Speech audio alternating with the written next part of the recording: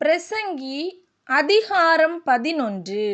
உன் ஆகாரத்தை தண்ணீர்கள் மேல் போடு, அநேக நாட்களுக்குப் பின்பு அதின் பலனைக் காண்பாய். 7 பேருக்கும் 8 பேருக்கும் பங்கிட்டுக் கொடு.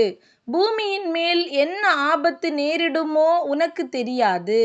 மேகங்கள் நிறைந்திருந்தால் மழையை பூமியின் மேல் பொழியும். மரமானது தெற்கே விழுந்தாலும் வடக்கே விழுந்தாலும் விழுந்த இடத்திலேயே மரம் கிடக்கும். காற்றை கவனிக்கிறவன் விதைக்க மாட்டான், மேகங்களை நோக்குகிறவன் அறுக்க மாட்டான்.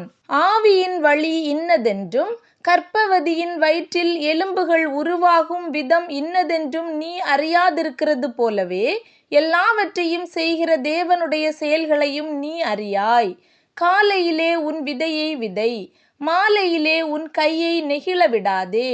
அதுவோ இதுவோ எது வாய்க்குமோ என்றும் இரண்டும் சரியாய் பயன்படுமோ என்றும் நீ அறியாயே. வெளிச்சம் இன்பமும் சூரியனைக் காண்பது கண்களுக்கு பிரியமுமாமே. மனுஷன் அநேக வருஷம் ஜீவித்து அவைகளிலெல்லாம் மகிழ்ச்சியாயிருந்தாலும் அவன் இருளின் நாட்களையும் நினைக்க வேண்டும். அவைகள் அநேகமாயிருக்கும், வந்து சம்பவிப்பதெல்லாம் மாயையே. வாலிபனே, உன் இளமையிலே சந்தோஷப்படு, உன் வாலிப நாட்களிலே உன் இருதயம் உன்னை பூரிப்பாக்கட்டும். உன் நெஞ்சின் வழிகளிலும் உன் கண்ணின் காட்சிகளிலும் நட. ஆனாலும் இவை எல்லாவற்றின் நிமித்தமும் தேவன் உன்னை நியாயத்திலே கொண்டு வந்து நிறுத்துவார் என்று அறி. நீ உன் இருதயத்திலிருந்து சஞ்சலத்தையும் உன் மாம்சத்திலிருந்து தீங்கையும் நீக்கிப்போடு.